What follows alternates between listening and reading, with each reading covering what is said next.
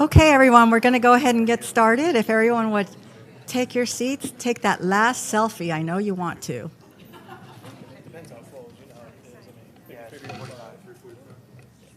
Terrific. Well, hello, everybody. I'm so excited and happy to see all of you, especially on a Monday, especially on a day off, especially on a hot, humid, wonderful Washington, D.C. day. Thank you so very much for coming today, and for being a part of a very, very important forum. There's, I think, an awful lot for us to talk about. We have an awful lot of things in store for you the next couple of days, and we hope that all of you in-house will take advantage of as much as possible. But for those of you watching us online, welcome. Super excited that you're with us. You might be watching later during a recording. My daughter, shout out to Megan Zemke, who is going to be watching. She promised me, and all the way from Schofield Barracks. So we have really pulled together some great speakers and panelists for you for the next couple of days. We've also got a wonderful, wonderful social media team that we hired, and I'm really proud to have been working with them. The Germano Advertising Company, led by Lindsay Germano, a military spouse, and Morgan Volti, who is her cohort here. I love this company because they hire military spouses, and so when you see the tweets and the Facebook posts and all that, retweet, repost, know that you're supporting military spouses by doing that, and you're also supporting us, so thank you. Definitely join the conversation. We have a couple of hashtags for those of you that like hashtags. Hashtag AUSA 2018 and hashtag AUSA Family. If you'd like to use those, we welcome you to do so. But really, this is really your opportunity to have your voice heard. It's important that we hear from you, especially as we move into new opportunities with our military. You heard Secretary Esper this morning talk about new personnel systems, a new way of looking at things. We need to hear from our families to know how they're going to be able to facilitate that change and that transition, because if anybody can do it, I know that Army families can. So just a couple of quick little notes about how we're going to do questions. There are question cards on your table. As a speaker is speaking, if they inspire you to have a question pop in your mind, jot it down and then hold that question card up high in the air, and one of our runners will grab it and bring it up to the front. If our speakers don't get an opportunity to answer all the questions, the reason we like using question cards is because then we have an actual product that we can send back to whatever directorship needs to answer that question, and they will do so, and hopefully we can post them later on Facebook.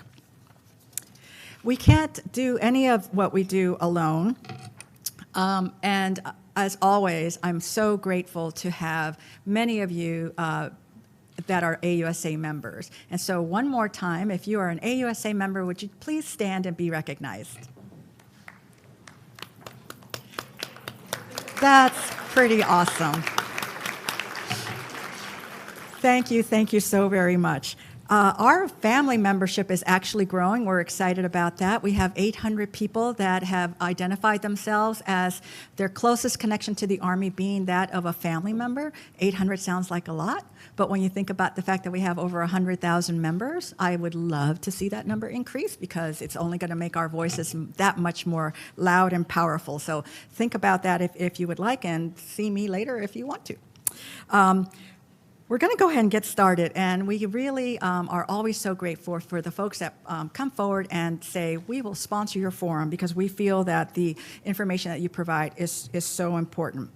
So I want you to give a warm welcome to our forum sponsor, the Vice President of Military and Public Sector Solutions, Meg O'Grady from Purdue Global.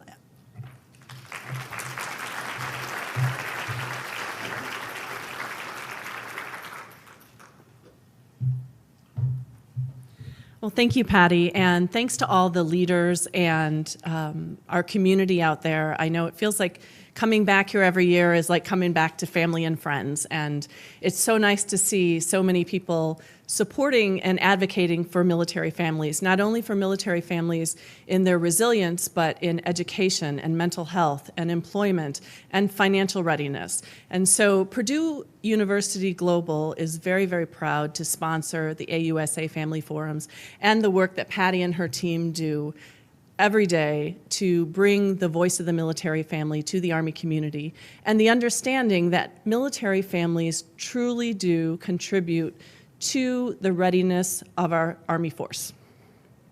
So I was an Army spouse for 22 years with 17 moves and a military kid, so I experienced firsthand what it was like to be a military family and what those challenges are. And the reason that we're so supportive of these programs is because we know that by helping our families with all of these different resiliency pieces, from education to finance to employment to mental health, that those resilient families will thrive, not only while they're in the service, but as they transition from the service, such an important piece. And when those families are successful, it makes for a successful transition for that family. We at Purdue Global have been working with military spouses for an awful long time. So since 2011, we've awarded more than $12 million in military spouse scholarships. And I will tell you that our military spouses have a collective GPA of 3.8. So they're really some of our very, very best students. So through our programs, all of our service members receive credit for their occupational specialty and training, not just as electives, but actually in a degree program, so that we can give them back two things that we know our soldiers and families never have enough of. One is time, and one is money. And they deserve to get credit, not only for the training that they do, but you think about military family members and spouses and all of the things they do in the community that they train for, the kind of training that they have gone through for Army family team building, and when you're at AUSA, and that's worth a lot, and it's worth a lot in the classroom. So we're very proud to actually sponsor here today, and for the rest of the time that we'll have family forums, Purdue Global will be here to support them.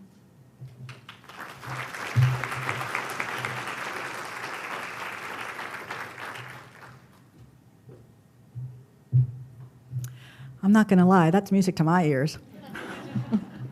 Okay, now it is my distinct pleasure to introduce to you Ms. Dee Geis. Ms. Geis currently serves as the Acting Director, Installation Services and Office of the Assistant Chief of Staff for Installation Management Command, ACSIM, Headquarters Department of the Army, where she helps oversee the housing, environment, logistics, and soldier and family readiness portfolio. She's got a big job. She also has a huge heart. Ms. Dee Geis.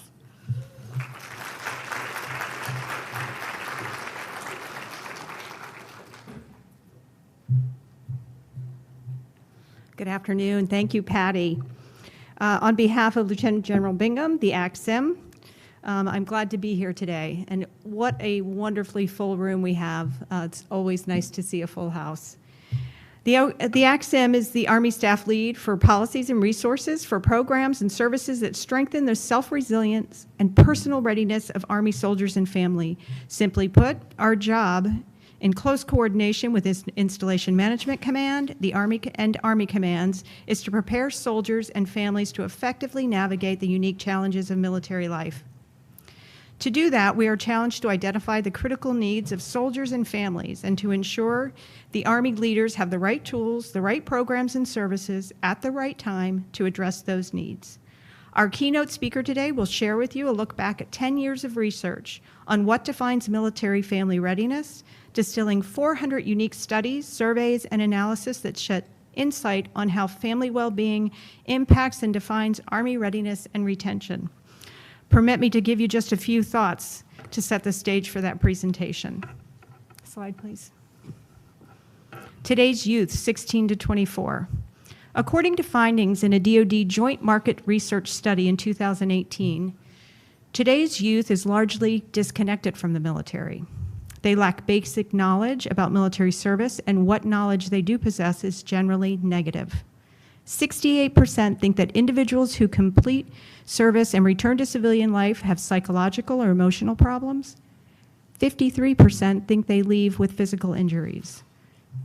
Only 35% of today's youth consider military service to be an attractive lifestyle, and only 13% of today's youth ever seriously consider joining, a significant decline from 2004. Currently, only 1% of Americans serve. 61% of today's soldiers come from prior service families where a parent, grandparent, or sibling has served. And since we're doing shout out, I'll do a shout out to Captain Jason Geis, packing his household goods and heading to Fort Bragg pretty soon. The Army is increasingly becoming a family affair. They are military legacies. Slide, please. Army communities, a quick azimuth check. More than half of all soldiers have a spouse and or dependents. Almost all soldiers have family responsibilities on their minds. That's more than 276,000 families, and they come in many combinations. American families are similar in many ways in the issues they face, but military families face additional challenges from frequent relocation, lengthy deployments, employment vulnerability, and risk of injury and death. Every family has unique needs. Slide, please. What we know about military families. Since 1993, the Army has commissioned meta-analysis nearly every 10 years.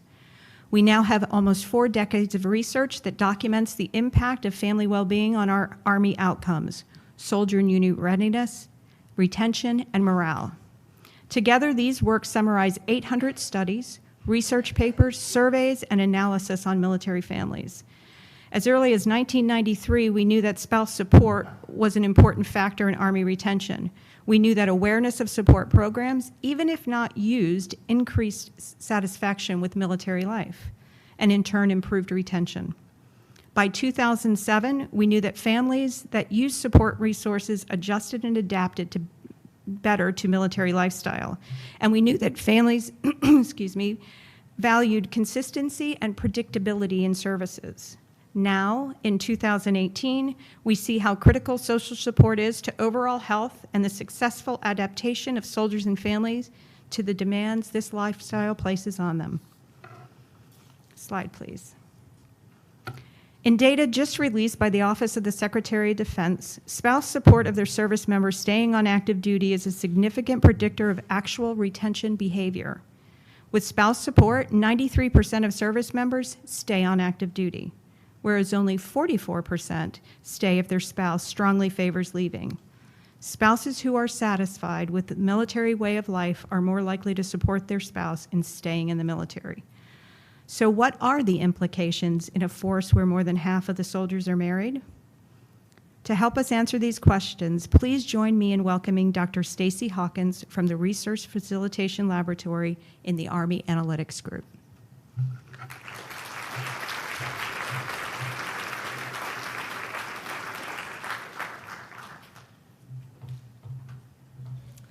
Good afternoon. Thank you, and thank you for that excellent introduction. I'm going to talk a little bit today about our work as described in sort of some of that context, but I also want to thank ACSIM for sponsoring this project and also for really championing this area of research over the last nearly 40 years and for really keeping or working to keep Army families at the forefront. So I appreciate their efforts on that. Next slide. So I'm going to keep my talk fairly brief today, but I wanted to give you a roadmap for where we're headed. I'm going to start by providing some context for our project and talk a little bit about the key questions we were seeking to answer. Then we'll get into the findings, what we saw in terms of the indicators of family readiness, and also what current research evidence was saying about those indicators. Then we'll turn to what we've learned and what it means for the Army in our key findings and implications, and then where we go from here in terms of the way ahead. Next slide. So, as we heard in the introduction, this research, this work was really rooted in previous reports that looked at what have we learned about Army families in the last 10 years in a couple of these reports.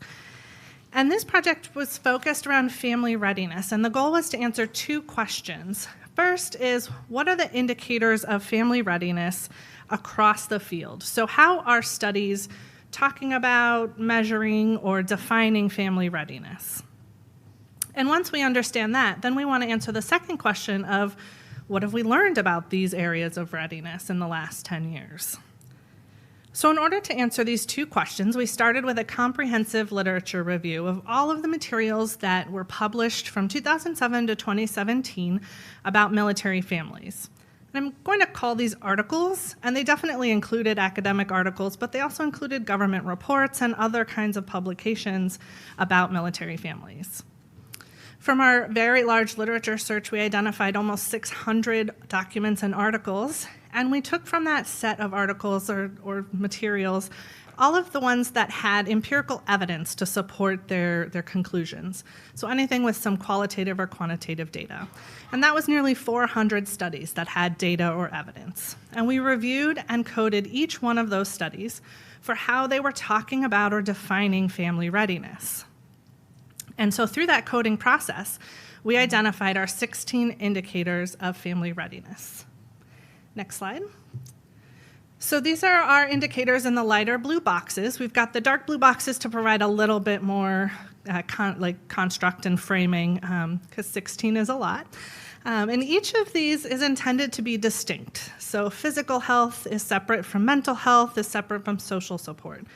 And obviously these are related constructs, but we want to think of them as indicators that are sort of in and of themselves.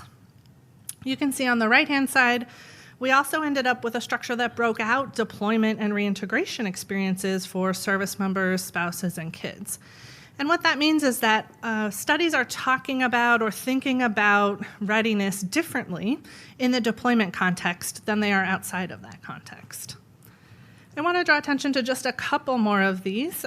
Spouses functioning here in the middle left-hand side. Again, this is intended to be distinct, so it's separate from physical health, mental health, and social support. And you might be thinking, then what is left for spouses functioning? But plenty is left. So this includes things like coping skills and styles, satisfaction with life, and general well-being. Down at the left-hand side on the bottom, we have our military life experiences indicator. And that is really about spouses' satisfaction with the military life and commitment to their service. And finally, on the right bottom-hand side, we have accessibility of military services. This indicator is really about families' awareness, use, and satisfaction, and also the effectiveness of programs and services that are available. Now, the panel will talk about how some of the existing programs and services align with each of these indicators, but it's important to keep that in mind. So essentially, this is our answer to question number one. How are studies talking about and thinking about family readiness? So now that we understand this, we can move to our second question, is what is research in the last 10 years telling us about each of these indicators? And so in order to do that, we synthesized all of the articles that were relevant to each of these indicators. And the intention was to look for broad trends across studies within, for example, physical health. Next slide. So starting with physical health. This physical health was actually the least commonly studied area. And to specify, for us, physical health included service members' physical health as it related to families, and also spouses' physical health in general. There are not very many studies, especially with regard to spouses' physical health. And so that's an area where we could really benefit from some more evidence, because we know that chronic and acute issues can impact a whole family and can impact a service member. So that's an area, again, where we could really benefit from some additional evidence. But among the studies that do exist, we saw that injuries can create a strain on the mental health of the injured person, but also on their relationships and on their family functioning. And this is our first glimpse into something we'll see across many of these indicators, and that's how families are connected. The well-being, or in this case, physical health of one member, impact directly their family members. Similarly, in terms of mental health, we saw across studies that our service members and spouses are doing really well. And we also saw that service members and spouses can impact each other's mental health.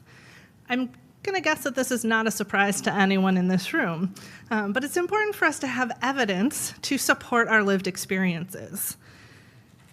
In terms of social support, the third graphic here, this was one of our most clear and most robust patterns that we saw across studies. Social support is incredibly valuable to service members and spouses, and it's been linked to better physical health, better mental health, better relationships, and even better parenting. And so it's really critical for us to continue thinking about building those social networks and developing and maintaining the ones that we have. Next slide. Turning to spouse functioning, which again is about coping and general well-being, we saw that developing a sense of purpose and identity was helpful to spouses and can improve mental health and functioning. In terms of marital quality, that was actually the most commonly studied, especially looking at studies looking at marital quality across the deployment cycle. And research in this area showed that having a high quality or good quality marriage can enhance family readiness across many indicators. So families in which there was a good quality marriage were more prepared for deployment, they were more successful navigating both deployment and reintegration, and they had higher levels of general well-being. And so again, we see how the well-being or readiness of one family member, or in this case, two primary family members, can impact not only themselves, but others in the family as well. We saw a similar pattern in terms of family functioning, and I will say across the research on family functioning, we see that military families are doing really well. And there are some things that can make life a little bit more challenging for them, particularly parents' mental health and family communication problems. Both of those issues can really negatively impact family readiness. Turning to deployment and reintegration, next slide. We saw that for spouses, deployment can be a challenge. Again, evidence supporting our lived experiences. But we saw that a couple of things can be really helpful coping mechanisms, particularly having available social support and having a positive attitude. And so again, we see that social support is critical for spouses, not just on a sort of everyday basis, but also during deployment. For service members, the research showed that combat exposure can have both a direct negative impact on them, but also an indirect negative impact on their families as well. So again, this is another example of how our families are connected, and the readiness of one person impacts directly the readiness of the rest of their family. And finally, in terms of spouse reintegration, there is just not a lot of evidence about spouses' experiences once their partner returns home. I think we would really benefit from a better understanding of how spouses deal with renegotiating their roles and coming back to having their partner be an active, physical, present member in their family. Next slide. Next, we have studies about children. And in general, children are doing really well. And the research indicates that military children do have sometimes more emotional or behavioral problems than their civilian peers, particularly for kids who are boys, younger, or have less social support. So we're seeing that social support is not only critical for service members and spouses, but also for children. That was clearly echoed in our children's deployment experiences as well, because we saw that deployment can be challenging for kids across a number of domains, but that was especially true for those with poor social support. So again, having those social connections, good friendships for kids is really vital too. Finally, we saw across the literature around deployment for children's experiences that the well-being of the at-home or home-front spouse was really critical for the children. When an at-home parent is really struggling, then oftentimes the child is struggling as well. And so this is another reminder about how our families are connected and how the readiness or well-being of one member is impacting the readiness of others. Next slide.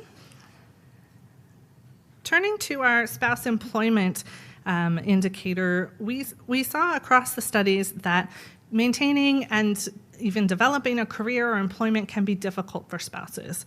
But there are a few factors that make it even more challenging, particularly relocation, their own gender and education, and even service member pay grade can all make an impact on people's ability to get and maintain good career and employment options. Next, we have our military lifestyle indicator, which again is about satisfaction and commitment to the military life. And what we saw across these studies was that perceived support from the military and having a sense of meaning or purpose were both related to increased commitment. And so we can be thinking about social support, not just as family and friends that are available to you, but also support from the military in a practical and sort of service-oriented way. That's also important. And finally, in terms of our military services indicator, we saw that there are many programs that have initial evidence of their effectiveness, particularly in terms of marital quality, mental health, family functioning, and parenting.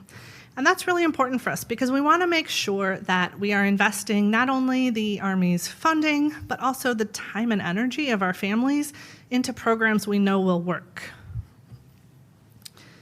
So these are the trends we saw within each of the indicators, and I'd like to draw the lens back for a moment and talk a little bit about what common themes we saw across indicators and where we saw sort of consistent patterns across. Next slide.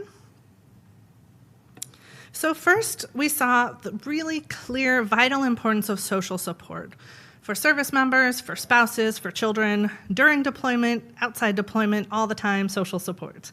And that's helpful for us because we know that the Army is working on and making good efforts in helping develop and maintain people's social support networks. And we can think not only about when we move and building those new networks, but also maintaining connections to the people and family and friends that we've moved away from. Thankfully, the improvements and sort of everyday growth of technology help us stay connected to ones that we love. Next. Thank you. The second pattern we saw was, again, about how families are connected. The readiness of one family member can impact the readiness of another. And we saw this in 3 ways. First, we saw that high-quality marriages can serve as a protective factor for families. It is related, as I mentioned, to several different positive outcomes. And so we can think about continuing to support our marriages and have services that help support marriages. And we can also think about the broader impacts of those services, not just on the couple that is getting that service, but also on their family as well. We also saw that greater family support is good for families, and so we can be thinking more holistically about who we reach out to and who participates in services. So where it's appropriate, we can invite other family members and have events and services be full family driven. And finally, we saw that parents are critical in the well-being of their children. And so we can think about a couple of things here. And first is sort of using children's programs and services as a reach-out point for spouses who might be struggling, but also continuing to support service members and spouses, and again, thinking about the broader impacts of those programs, not just on the participant, but on their family members as well. So where do we go from here? Next slide. We have a couple of recommendations about what is next. And first, we recommend identifying measures of each of the 16 indicators. So if the Army can track and assess how families are doing in these areas, then we can understand where families are doing really well, where there's areas of strength, and where families might need a little bit more support. Along with that, we recommend conducting some quantitative analyses. So everything I talked about today was from a qualitative report or a qualitative approach, where we looked at themes and patterns and trends, and we can identify what factors are related to each other. But a quantitative analysis will let us understand the strength of those relationships. So how strongly is social support related to mental health? Is it more strongly related to mental health than physical health? Those are the kinds of questions we can answer with a quantitative approach. We also recommend doing this review a little bit more frequently. 10 years is a long span of time, and I think doing a review like this every 3 to 5 years will help our decision makers stay more up to date with what's actually happening really recently, and it will also allow us to unpack some of the complexities of these studies, because when you have such a large set of them, it's harder to distill that, and it becomes more broad. And finally, there were several areas we think that there should be some additional research. So we talked a little bit about spouses' physical health and spouse reintegration, but we also know that most of the work we reviewed is on families where there's a male service member and a female civilian spouse. But we know that's not what all Army families look like. So it'd be helpful to have evidence from different kinds of families, so dual military families, or families where there's a female service member and a male spouse, or same-sex couples, or single parents. There's lots of different kinds of families, and having more evidence about those different kinds of families will help us better understand their experiences. So with that, I will say thank you, and I want to thank my collaborators at the Research Facilitation Laboratory and our sponsors at AXIM, and finally a thanks to everyone who is here with us today, not only for listening to me share our work, but also for your service either in support of Army families or as an Army family member yourself. Thank you very much.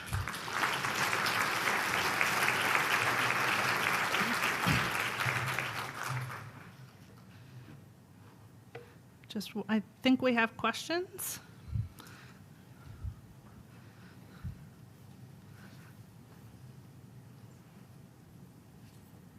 or not, that's fine too. I appreciate it. Thank you, everyone.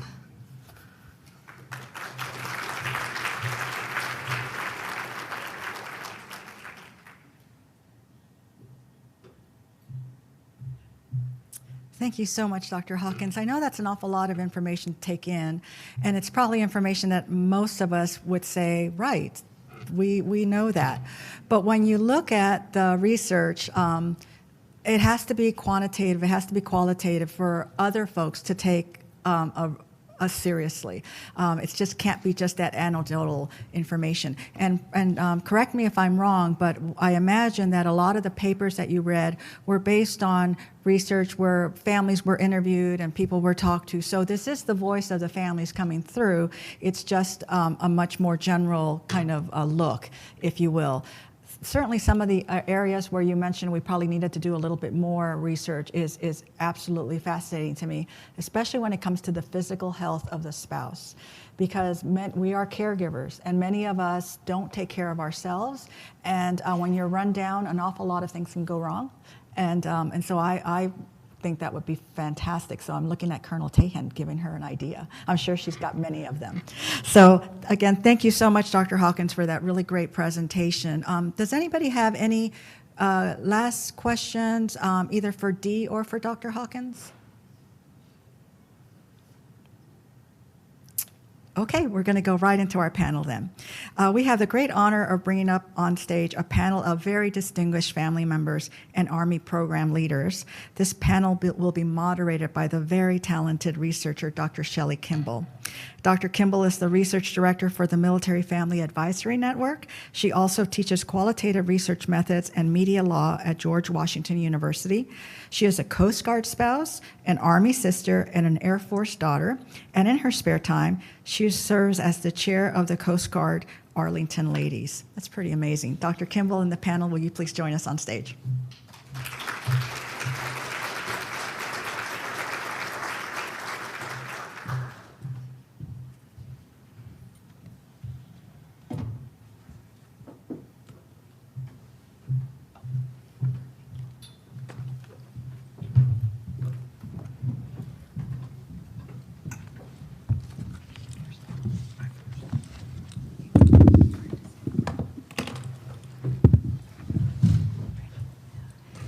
Good afternoon. Thank you so much for having all of us here today. And Dr. Hawkins, thank you for presenting your research. As a researcher, there is no better way to spend the afternoon than to talk about research and military families and support systems. So I'm really thrilled to be here.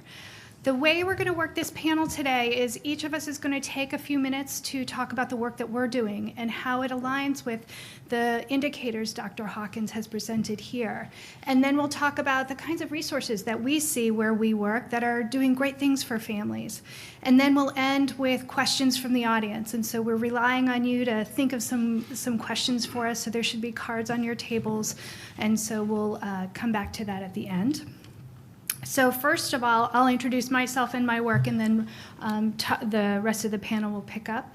So as Patty said, I am the research director for the Military Family Advisory Network. We're a nonprofit that serves all military families of all branches. Most of everything we do is based on our survey. So next slide, please. We start everything with research. So this gives you a little bit of an idea of the demographics of our research that we released in March. We had 5,560 respondents from all branches of service from every state in the country in a variety of ranks and all connected to military life in some way. We too, like Dr. Hawkins, found that under this umbrella of research, we explored healthcare, finances, family relationships, the effects of moving, education, employment, transition experiences, community, and the perceptions of military careers. And so within that, it's exciting to see Dr. Hawkins' research and the alignment that we're finding in many forms of research, many kinds. As a result of these findings, we have built out 3 main programs. Next slide, please. The first one is MillSense. So this program helps with financial education for military families. In all of our research programming that we've done since our inception, the need for financial education and assistance has always shown through. And so we built a program that's online, and it also has social connections. So it helps people come in, talk to experts, talk to each other, so that it's a little less overwhelming. This is free to all, anybody who wants to take it. It is self-guided, and it helps our families understand their current finances, manage their finances, plan for the future, and protect their finances. When we updated the program last year, we created 5 unique program tracks that correspond with the military family life cycle. So even if it suits you now, it may also suit you later. We have actively serving, retirees, service academies, transitioning military, and veterans. So each track has unique information for those particular demographics. For example, the transitioning military track helps people compare their current take-home with their take-home if they retire, and the retirement system changes. We've also incorporated social learning and gamification. This is something that we're doing in not only this program, but in another one I'm going to show you in just a moment. We find that social learning component, like Dr. Hawkins was mentioning, those connections among participants keeps them connected with the work. And also the gamification makes it a little more fun so that they're willing to stick with us as we're talking to them about financial literacy. Within this program, we have made sure that our families are going to safe, vetted resources for our military population. We've also developed a budgeting workbook as a part of this program, and it's one of the most popular parts of the program for our participants. We have an MOU with the Red Cross to provide MillSense as a referral to those who contact military aid societies for emergency financial help. Our next program is MillMap. Slide, please. This one is for military families, by military families. It's a user-generated research locator to allow families to search using their future locations or their current locations to find all of those support programs that you guys love. It's something all of you can tell us, put our stuff up there so they can find us. Some examples of the topics we have there are counseling, financial education, kids' activities, volunteer opportunities. We've worked again with the Red Cross, the Fisher House, and the USO, and we've uploaded all of their resources. And so we invite you also to send in what you have so we can include you. Next slide, please. This one I'm really excited about. It's coming soon. It's in beta testing now. Similar to our MillSense in that social learning gamification, this one's going to focus on wellness and self-care. We worked with the USO, the National Council for Behavioral Health, and Dr. Greg Leskin at UCLA to put together the resources here for our families. It is online. Most everything we do is online because we know our families are so transient. And the focus on wellness and self-care with a particular emphasis on physical health, like Dr. Hawkins mentioned, emotional health, and relationships. And we'll keep everyone posted on the release for this. We're very excited to bring it forward. And some other threads we've been working on most recently are some new programs that we're looking at in the areas of food insecurity, the effects of moving, and entrepreneurship. So we've got a lot coming forward too, but fitting into these indicators that we're seeing. So that's MFAN in a nutshell. So Chaplain Melvin, could you tell us a bit about your work and how it connects with these indicators? Yes, ma'am. My name is Joe Melvin. I'm the garrison chaplain for Fort Belvoir by day, and by night I'm the advisor to the senior, or to say again, to the chief of chaplains as the senior family life chaplain. Bada boom, that was a joke. I'm double-hatted with that responsibility as the senior family life chaplain in the Army. And what the focus of family life chaplaincy is marriage and family therapy and caring for families. But I want to back up and talk the broader scope and then maybe narrow down to that aspect of what we do in the chaplaincy. Anybody that's been around the Army for any period of time knows that the chaplains are assigned at battalion level and with all the way up to the highest levels in the Army, as I said, the chief of chaplains in the Pentagon. And the intent is to make ourselves available throughout the entire system and to integrate a very challenging process because there is, let me say it in the positive, all major religions are holistic in nature. They're not just spiritual. So whenever you talk about religious support, many people put it in the spiritual realm, and the reality is religion falls under the broader umbrella of spirituality. And yet, under the umbrella of religion, there's much more than just, are you good spiritually? That's the starting point for that, and the premise is that if you indeed are good spiritually, then it's going to impact on your finances, it's going to impact on your relationships, it'll impact on the way you raise your children, the way you engage with your community. And as chaplains, we run the chapel program, which is Garrison Chaplain. That's my primary responsibility, is to be the religious support office for Belvoir. And so the chapel program is different from the local church in that we're very pluralistic and we cover a very broad scope of religion, while focusing very specifically on our own ordination and the requirements that are associated with that, in order to make sure that we're meeting the needs that are associated with the constitutionally established freedom of religion. So that if you and I are from the same denomination or similar denominations, then I provide very directly religious support. If we're from a more disparate stance in religion, then I get the opportunity to bring in someone else in order to provide that support. So I either perform or I provide, depending on how our relationship is and our own theology. So as we engage with the community, we provide all the aspects, and this is where we're similar to the church, is from the Garrison stance. We provide opportunities for training in family life. We provide opportunities for training in stewardship, which impacts directly on your finances and the way you view finances from a theological perspective, and should increase your capability of being more effective in your use of your finances.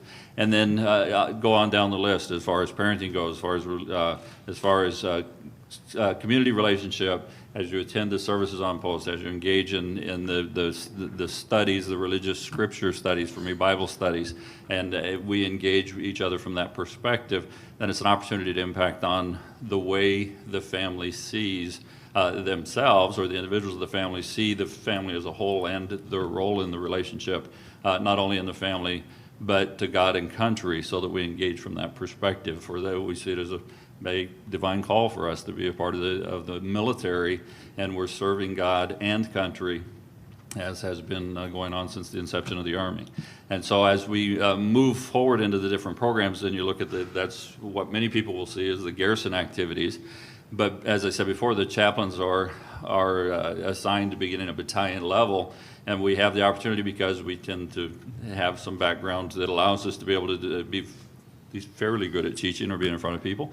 We end up involved in a variety of programs that may be owned by a different entity, such as behavioral health owns suicide prevention and suicide awareness, and yet will be often the person that's put up front in order to do the training at the battalion level, and it carries forward as you go across all the way to garrison level. One of my chaplains just provided that training the other day. And the intent is because we engage individuals. If the soldier goes to war, their unit chaplain is there alongside them, or is working with the rear detachment in order to support the families, or quite often both and. And as we do that, and the intent is to make sure that we have readiness both for the deploying soldier and for the spouse and family members who are left at home, in order to buoy them up and be able to help them to look differently at their pre-deployment, deployment, post-deployment. We go through the entire deployment cycle alongside of them and train alongside of them in order to be able to understand more clearly the application of our calling, which is religious in nature, and yet again we reach beyond that when we start offering spiritual. We offer additional support that may go outside of our specific religious belief whenever we start dealing with staff work, and we're doing staff work alongside the other staff members, and we reach out to the community that is our battalion, is our brigade, is our division, and is our community of faith that we practice in all of those above settings, and as a fellow soldier provide support for the families and the soldiers themselves. So again, we're working at Readiness from a perspective of trying to develop the family and help shape what we see Scripture saying, which provides for much stronger, more resilient family. So again, I think that from my perspective, as I looked at the write-up today. The Army chaplaincy impacts on all 16 of the indicators, and we work intentionally to develop programs such as some of you are familiar with the Strong Bonds program in order to be more effective at helping couples be more effective in their communication, helping families be more effective as a team while they go through the various roles and responsibilities that they hold, whether it's the service member or the youngest child in the family. You know, how does that play out? And working with them in training, working with them in order to provide opportunity to sometimes take a knee while the training goes on in an environment other than just in the garrison.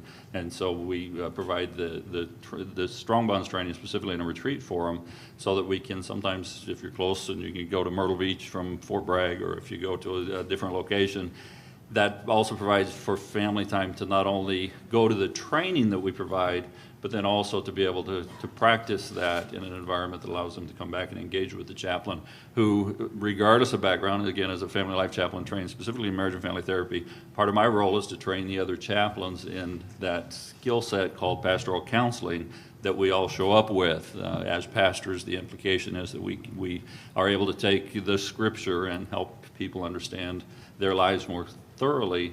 And as a family life chaplain, you take not only the scripture, but you also take the counseling approaches, whether it's Sue Johnson and EFT, or if you're taking any of the other approaches, solution-focused therapy, all the different therapies, and helping bring that together so that you have a theologically integrated approach in family development and in role and responsibility for the individual. And so whether it's suicide prevention or couples communication, whatever the program is that we're doing, we're constantly looking at from that perspective that is our area of expertise, theology, and applying it with the various skill sets that we're able to acquire along the way, and to train each other in the ability to be more engaging in that skill, or those skills rather, that are necessary in order to develop the families. So that's kind of in a nutshell. Thank you so much, Chaplain. Colonel Tayan, can you tell us a bit about your work? Right. Good afternoon, everybody. Oh, can you do better than that? This is the first family forum of AUSA. Good afternoon, everybody. Good afternoon. All right, well, I'm very happy to be here. Currently, I'm the commander of the Walter Reed Army Institute of Research, which is part of the U.S. Army Medical Research and Materiel Command. And more importantly, I spent the last over 2 decades being both a active duty military officer and a spouse at the same time. My husband just officially retired on 30 September, so I've hung up my spouse duties. But I understand the importance of what you guys do to help make the military successful. Michael J. Fox says family is not the important thing, it's everything. And I really believe that, and I'm very passionate and very appreciative to be up here to kind of share my story today with that. What I hope to do in my opening is talk not just about those 16 factors that you shared with, but show how you can actually go back to your installations and integrate those and really kind of create the change that we're after by translating research into to action. And I really want to start with my journey a little bit. And I'm going to do this a little bit by more telling stories. So as a researcher, I'm usually the quantifiable person in the room that likes to kind of put facts and figures up in front of you. But I really kind of want to start with some stories. So when I deployed to Iraq, I was in charge of Task Force 10 Delta Med, which was on the Iranian border in a little place called Al-Qut on Fob Delta. And if you do know the research, you know that, believe it or not, behavioral health problems go down when you're in a deployed setting. And that's multiple reasons on why there's less behavioral health conditions downrange than there are stateside, but it is lower. And I knew that going into leading Task Force 10 Delta Med. But what surprised me the most is those folks that I had to redeploy home. It wasn't really an issue that happened in theater. It was an issue that happened in home that aggravated their existing behavioral health conditions or created or unveiled a behavioral health condition that was not known prior to the deployment. And so when we talk about readiness really starts at home, it really does. You know, when I heard General Odierno always say the strength of our nation is our Army, the strength of the Army is our soldiers, and the strength of our soldiers are our families, the story that always came back to me was really how much that impacted readiness, because every time I had to send someone home, it was basically because they did not have that strong family relationships that we just talked about pre-deployment.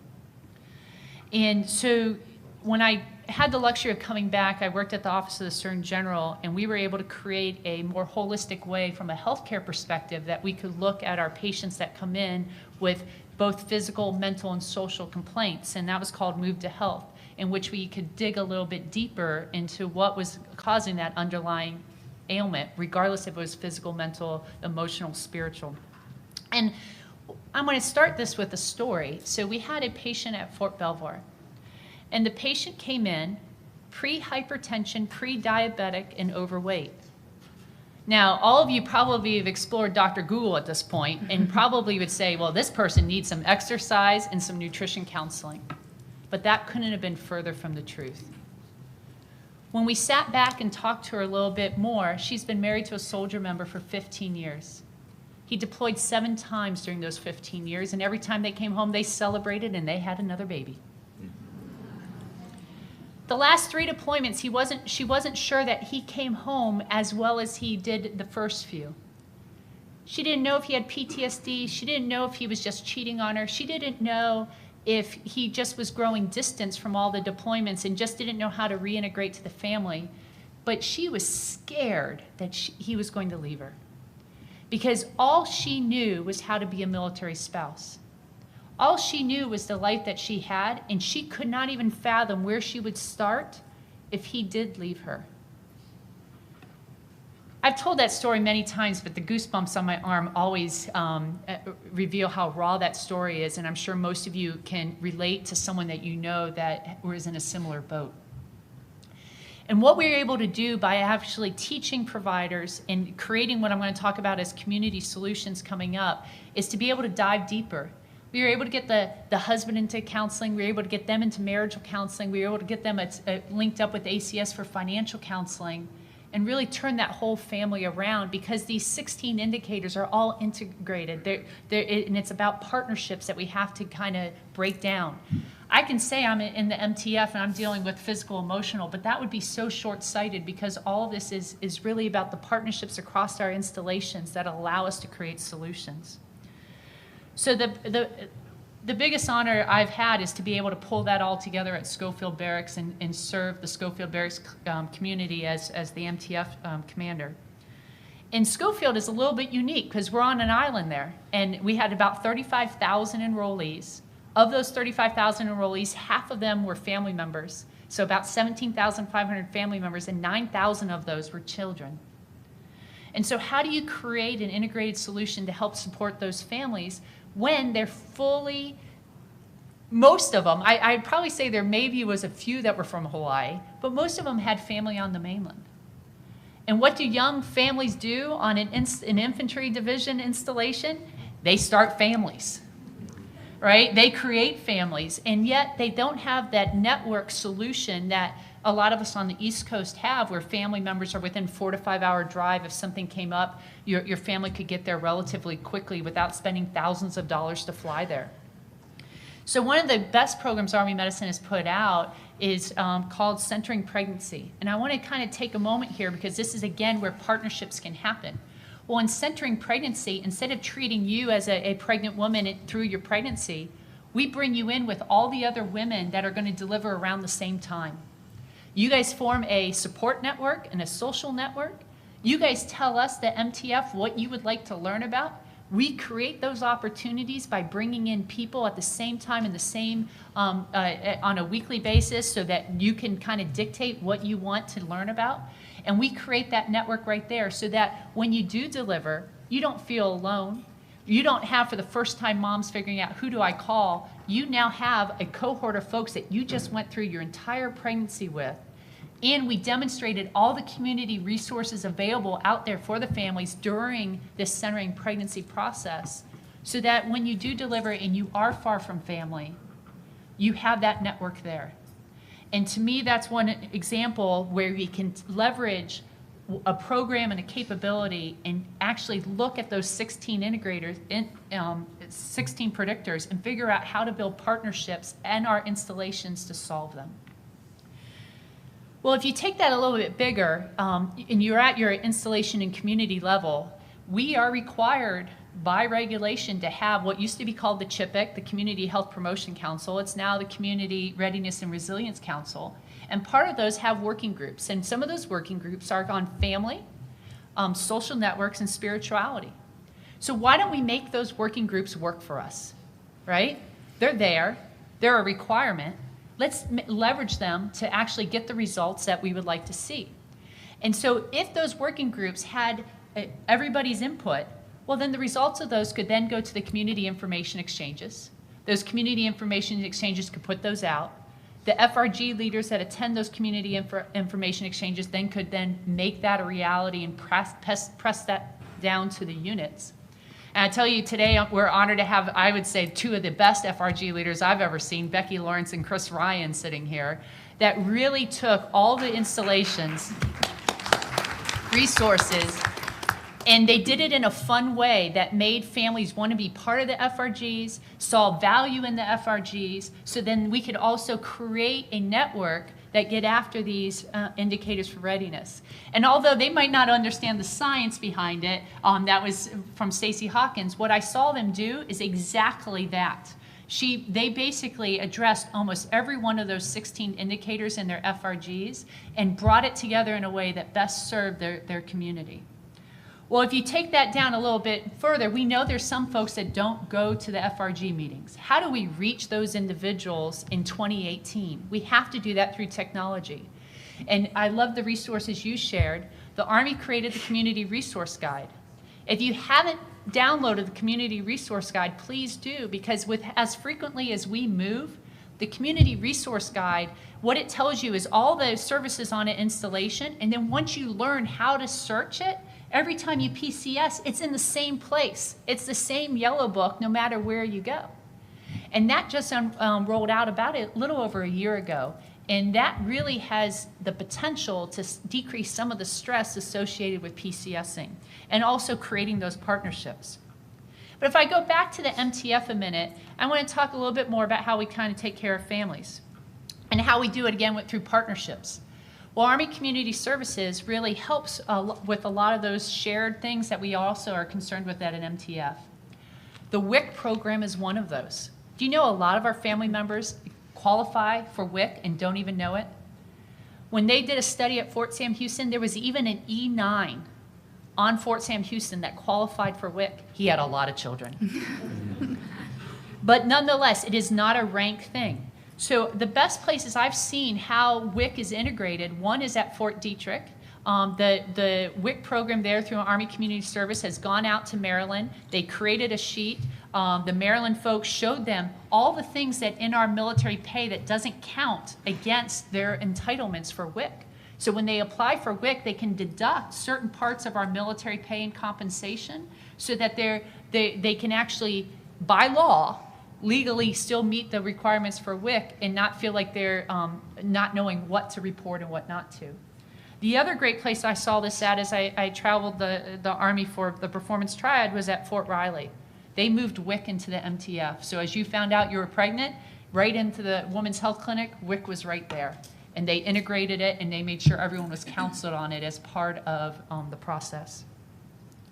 The other way to kind of take this through, and we have Kathleen Whittle in the room today. Kathleen Whittle helped create the Performance Triad program for all the families. And in part of that, we've all heard of lean-in circles from Sheryl Sandberg. Well, they allowed us to adopt those lean-in circles and create Performance Triad triangles.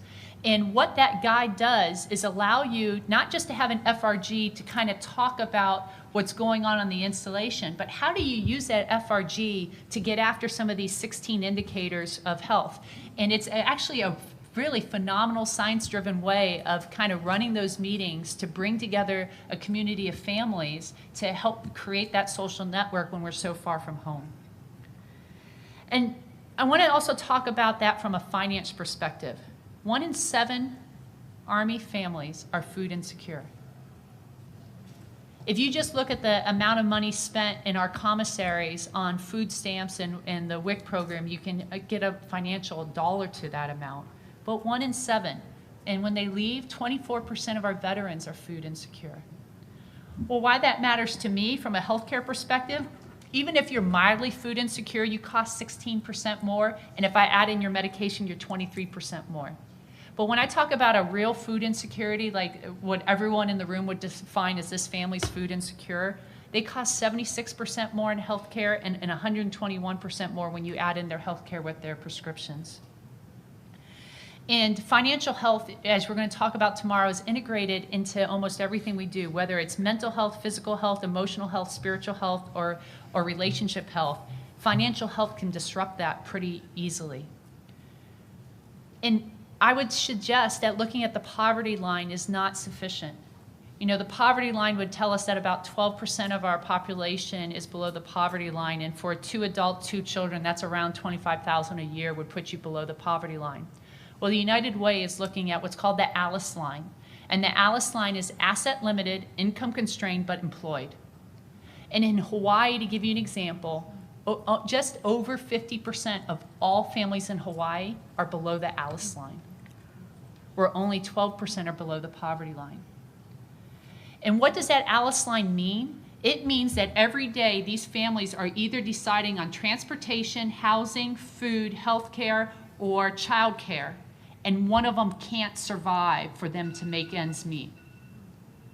And so when you understand that those 5 things not only are a foundation for a healthy family, but they also can cause the stresses and the issues out here, its ripple effect is pretty amazing. And finally, what I'd like to kind of close with is to remember that the children programs really, as Dee Geis reported, 61% of our force comes from our own children. So the programs we have on our installation really are driving readiness of the future. So readiness really does start at home. President John F. Kennedy said, "The physical vigor of our citizens is one of America's most precious resources. The stamina and strength which the defense of liberty requires are not a product of a few weeks of basic training or a month of conditioning. These only come from bodies which have been conditioned by a lifetime of participation in sports and interest in physical activity." The irony in that is that the research demonstrates that your physical activity at ages 5 and 6 predict your physical activity levels when you're an adult. So the time to actually really kind of dictate a lifelong habit of physical activity and nutrition and health happen in our military families before they're 5 and 6 years of age.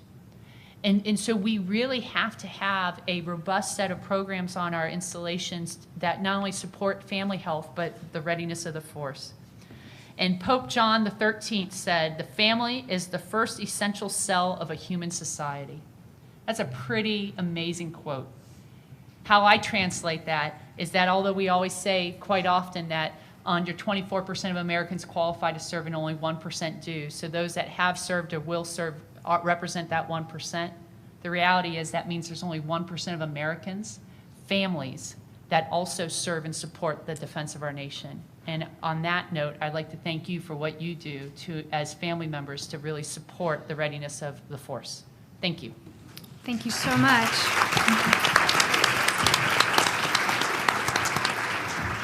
Next, I'd like to invite Dr. Funk to tell us a little bit about your work. Sure, thank you so much. I'm so thrilled to be here, not just being on the panel, but also getting to hear this amazing information. It's so powerful. I'm Beth Funk, and I am currently living at Fort Hood, Texas. I'm married to my husband, Paul, who is the commanding general there for 3 Corps in Fort Hood. I am a child of the Army. My dad served for 33 years, and I think I had probably 2 weeks of not being connected to the military, the 2 weeks between graduating from college and then getting married, that I wasn't affiliated with the military. So I have been married for 31 years, and I'm also the founder and director of Life Moves Yoga, LLC, where we specialize in research-based, trauma-sensitive, military-informed, and adaptive yoga. I'm going to just talk for just a couple of moments about social support and how it relates to family readiness. And I was thinking about myself when Dr. Kimball was talking. My husband Paul just got home from a 13-month deployment to Iraq. And so if you're looking for some of the data, Dr. Kimball, on the reintegration piece and how all of that works, I'm your girl for that one. We know that human beings are wired to connect, and this connection is so important and so vital as we see through the data that's been collected. And I want to really just talk for a moment about how we are connecting with our families and the different social supports that we're providing I know the installations really across the country. Technology in particular has been a very interesting thing for us. When I think back to being a young military spouse, and the effort to communicate with people, we basically had telephone where we could call folks. We could send letters in the mail, and then we hoped to gather people together face to face so that we could share information. And a lot of times we had to use the letters and the phone calls to try to get people face to face. And while we still have those three methods, now we have just a plethora of ways to share information from the things that are already, I understand from my young adults in my world, the things that like Facebook and Instagram and Twitter and those things that people have been using for a little while now, but so many more podcasts and FaceTime and Zoom and live streaming, and just so many different ways that we can now share information and connect with people. But one of the interesting things about this is, while it has helped enhance our ability to connect, in many ways it has caused some more isolation for some people, because we don't any longer have to get face to face with someone to get information. We can just touch on an app and have information pull up. And so they're really both sides of it. And so while I think we may be doing a better job with information sharing, what we know about social support and connection is that it has way more to do with than just information. So we need to be building meaningful relationships, and emoji hugs are really good, but a hug in person can be even that much more powerful. The other thing that I'm really noticing, and I have been noticing over the past 5 to 10 years in particular, is this enormous impact that our communities have on providing the support. We've been working on programming on our installations for a really long time, taking a look at what do our families need, what can we provide, how can we help. But what I have noticed time and time again when I'm meeting with families who are in crisis, who are having some sort of challenging time in their lives, they are asking for people to come in, not always just the FRG, which is a very powerful tool for support, and has been for many years now, but they are also asking for the Cub Scout leader for their child who's in Cub Scouts, or the parents and family members of the volleyball players for the team their daughter plays for.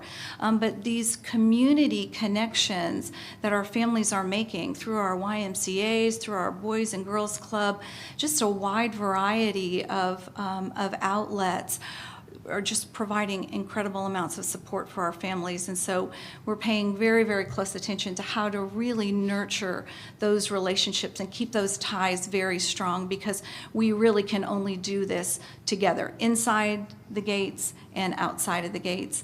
And so I really look forward to collaborating with all of you and discussing this important topic of social connection in particular. Thank you so much.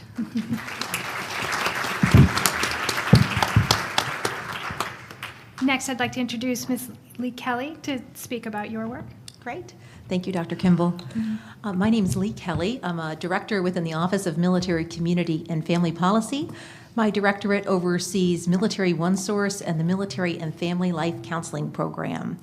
I am really excited to be here today. The two themes of Dr. Hawkins that resonated for me, and I've heard them time and time again on this panel, are that of connections and the importance of social support. So I'd like to talk a little bit about our resources and how they can bolster and strengthen connections and social support within the military community. I heard wonderful examples of resources from Chaplain Melvin and Colonel Tahan and Dr. Funk. And many of them were installation-based. The resources I want to talk to you about today are virtual, as well as face-to-face, and they're a little bit non-traditional as far as how they're offered and take advantage of a number of different modalities. I'd like to, before we go to the next slide, I'd like to just do a quick poll. How many people in the room know about Military OneSource? It's wonderful.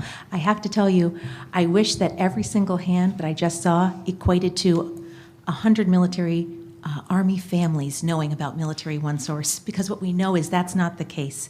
We have a declining utilization of Military OneSource in particular, and so while I talk about these resources today, I'll be looking to each and every one of you for help in raising awareness about how our Army families, particularly our junior enlisted Army families, can access these programs. I want to start by talking about our non-medical counseling services, and that's on the next slide.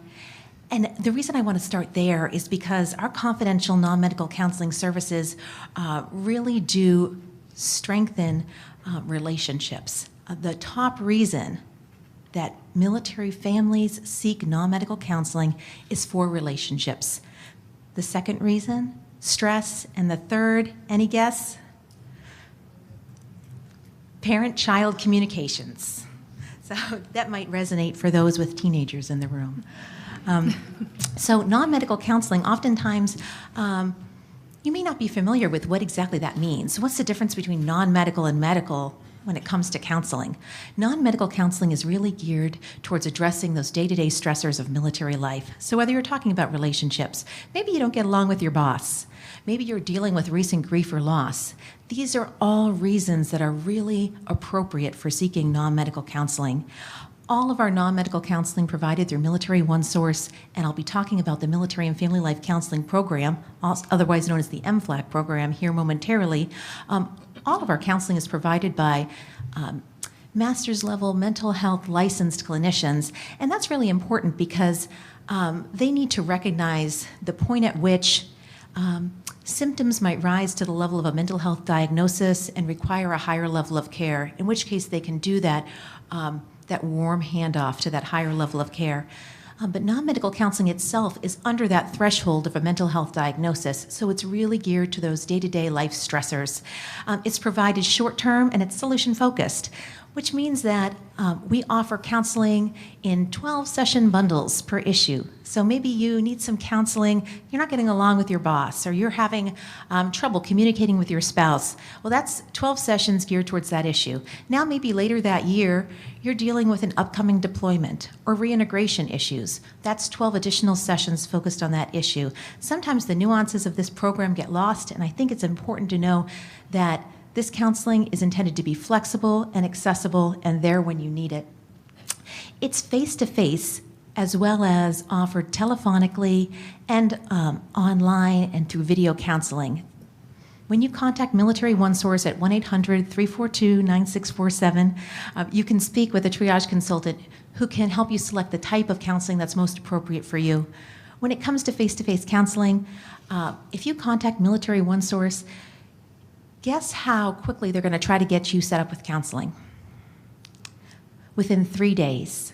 So within 3 days, they want to line you up with an appointment within 30 minutes or 15 miles of your house, and they want it to work for you. So while you're still on the line, they're going to reach out to a counselor. I want to talk a little bit about military and family life counseling as well, and that's on the next slide. Military family life counseling is what I think of as our non-traditional counseling because it's typically not a situation where you're going to go and make an appointment at a front desk and go and meet somebody in their office. Some MFLACs do have an office at the Family Center, for example, but what they really focus on, their primary mission, is walkabout counseling. So they are where military families live and work. I know I saw almost all hands raised for Military OneSource. How about for the MFLAC program? Okay, maybe just a couple less. So MFLACs are located within family centers. They're embedded in units. They're at child development centers and schools. What many folks don't realize is that MFLACs, we don't sit here in the National Capital Region and decide where to put MFLACs. The services request MFLACs, and then we send them out in support of those resources. So any unit, any installation across the Army can contact us and request MFLACs if they have a need. We provide them for short term. Maybe there was a recent spike in suicidal ideations within a unit. Maybe there was a natural disaster. We provide MFLACs to support those short term, which can turn into longer term, counseling services. Before I go to the next slide, I just want to say one more thing about non-medical counseling services, and that's that they're now endorsed by research, which is exciting for us. Last October 2017, RAM published an evaluation of DoD non-medical counseling services, and what it found was that seeking non-medical counseling helped reduce problem severity, both in the short term and long term, and get people back to their daily routine faster. Both of these were really exciting findings for us. If we go to the next slide, I want to be sure to focus on Military OneSource as a whole, because the comprehensive nature of Military OneSource, beyond just the non-medical counseling, really speak to all 16 indicators Dr. Hawkins spoke about. The top reason people reach out to Military OneSource are for our career coaching resources for military spouses through the Spouse Education and Career Opportunities Program, followed by our non-medical counseling services, followed by our tax services and financial counseling. All of these resources that I'm talking about today are at no cost to military families. The worst thing that we can hear is that a military family went off post and spent hundreds of dollars for one of these resources. Military OneSource itself is accessible 24/7 from anywhere in the world by calling 1-800-342-9647 or online at militaryonesource.mil. If you're overseas and you go to the website, you'll find the international dialing codes and instructions for the country from which you're dialing. I mentioned the top three reasons that people contact Military OneSource, but I'd like to mention a couple lesser known reasons that people contact Military OneSource. Free health and wellness coaching. So maybe you're a soldier trying to pass your PT test. Maybe you're trying to get back in shape after having a child. This is free, unlimited health and wellness coaching. We also do specialty consultations for families with special needs. We do specialty consultations for families working with elder care issues. We provide a new specialty consultation, which is just an opportunity to work one-on-one with a master's level consultant. We provide a new consultation on building healthy relationships, which really speaks to a theme that we've heard all throughout today, that focus on relationships, and it's called Building Healthy Relationships. We only started offering it a few months ago, and the reason we offered it is because we piloted it last year, and it really, without any marketing, really took off. And it's just an opportunity to work one-on-one on skills that are important to you, whether around communications, around communications when apart, or around, as I mentioned before, the popularity of parent-child communications. I also want to mention that we provide peer-to-peer support, and that's an important offering. So if you're a military spouse and you're like, I just want to talk to another Army spouse who gets it, who's been there, been through what I've been through, and just find out maybe how they got through it. Peer-to-peer confidential support is available through Military OneSource, as well as Wounded Warrior resources. We also do live language interpretation and document translation. So the worst thing we can also hear is that someone went out and paid to have documents translated during an overseas move.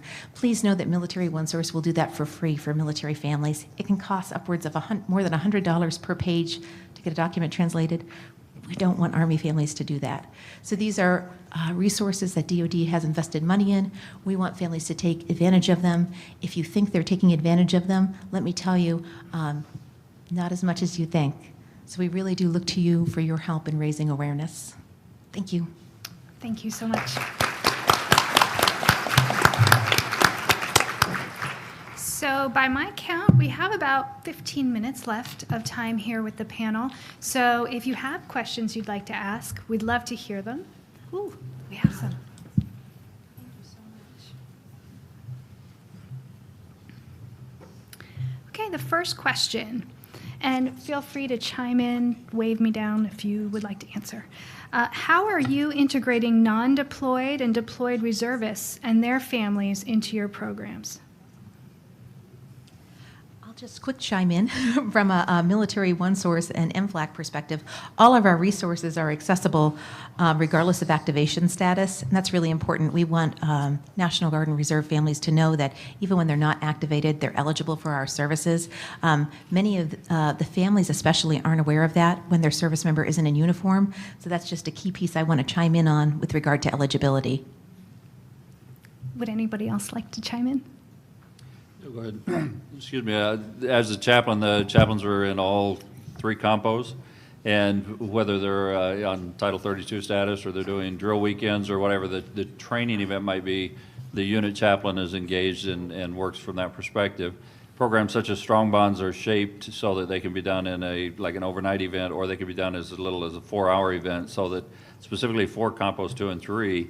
For the reserve and the guard, so that they can do it without interfering with the entire, or taking up the entire drill weekend. They're still able to execute those missions and provide the Strong Bonds training. So any of the programs that we have on active duty, there's some variation that hopefully fits the Compo 2 and 3 more effectively available in those 2 compos.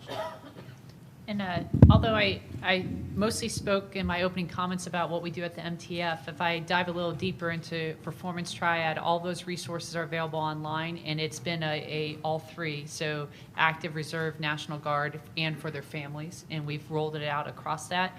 And in addition to that, the Guard has created Guard Your Health, so it's a different platform that also allows a lot of these resources to be shared.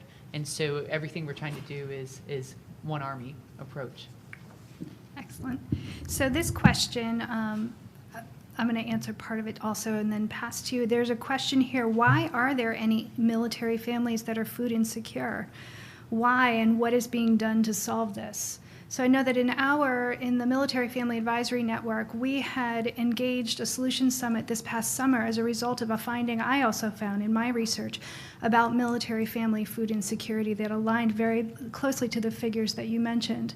My researcher was qualitative, so they were telling us their life stories and where they were going for help, and really the communities were stepping up to serve. And as a result, we've recently developed a food insecurity coalition where we've brought together not only those of us who are working on the military side of the house, but also those in the food insecurity for civilian world, because they're doing great things. And so I would love to talk to you about this offline. But that's one of the things that we're trying to do to solve this in practical ways. So I think food insecurity is really an incredibly important topic.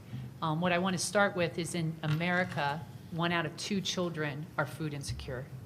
So although 1 out of 7 is not what we want to hear in the Army, we are doing better than the rest of the country in this area. But then our veterans, it goes up to, again, 1 out of 4 that are food insecure.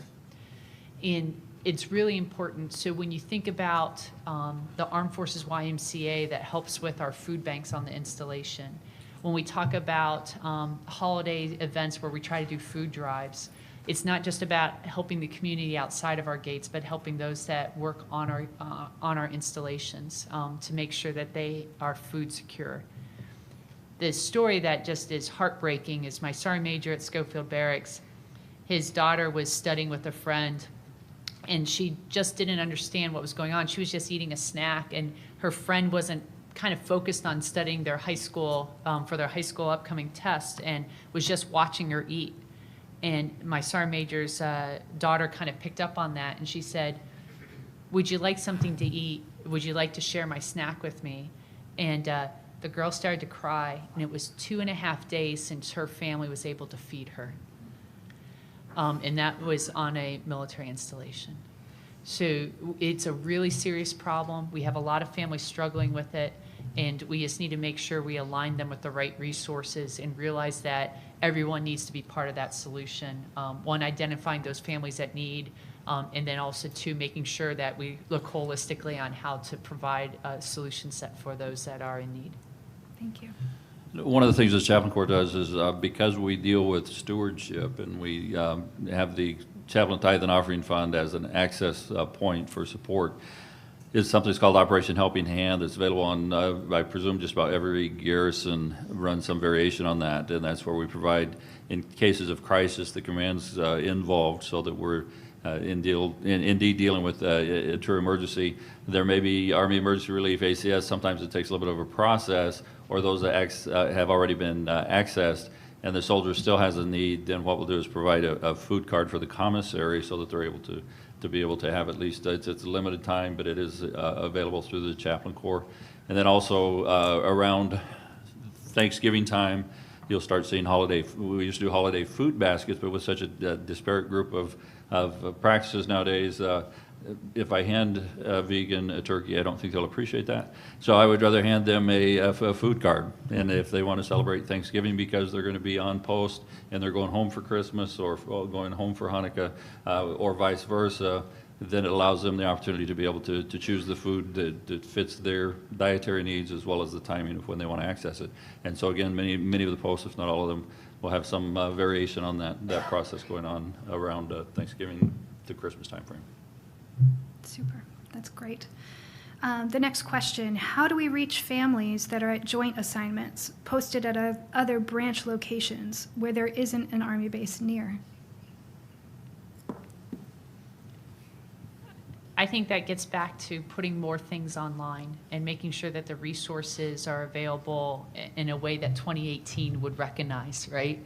A lot of times our resources aren't where they need to be online to make it easily accessible. And so making sure that people know about the Military One Source and really having that as a foundation. And so to kind of dive a little deeper in this, you know, when we looked at how we get folks to counseling on Schofield Barracks, we had Military One Source, we had MFLIX, we had some stuff at ACS, also into the MTF. How do we get them to work together as a team so that we can meet people where they need to be met? And I really think that's a critical statement. How do we meet people where they need to be met? And it should not matter where they're at on an installation if we create a web of resources that allow our families to access them when they need them most. Excellent. Okay, this one's for Dr. Funk. No, they're good. They're good.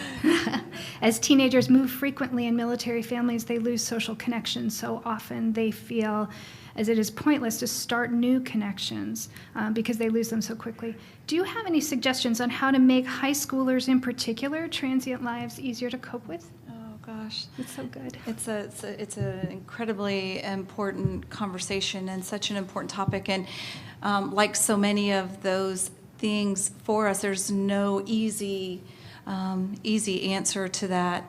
I will say that I've been so impressed over the last couple of decades of how far that we've actually come in this arena with the support services that have been put in place for our family members.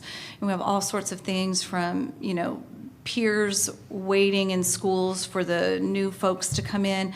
But no matter what we do to make it a little bit easier, it's very difficult to move in your teenage years and to build these new connections.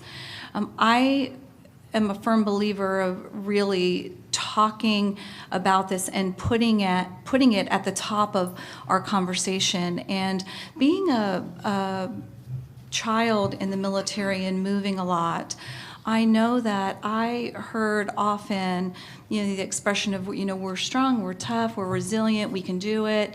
And I believe, having raised 3 military children and, you know, experienced going through their teenage years with them, that they are very strong and they are very resilient. But it's so challenging that we have to recognize and we have to be willing to talk to our children about this and really validate the struggles that they may be having. I think that when we go back to the topic of technology, that this is also an area that can help a little bit, although it can't solve the problem. But this ability to reach out to other people, even prior to moving into a new location, or to research where the closest swim team is to, where you're going, or to find other people that share a connection with you prior to even going, I think helped our kids tremendously. We made moves. Our children were athletes, and there were some moves that we made where by the time we got there, we had already made a connection with the baseball coach so that the kids could, start practicing right away. So I think that the technology is really helping us in that arena. Thank you. Now I've got 2 questions here from Facebook, so thank you for those who sent them in. I'm going to combine them because they're very similar, and they are for you, Lee. So, how long is access available to Military OneSource post transitioning?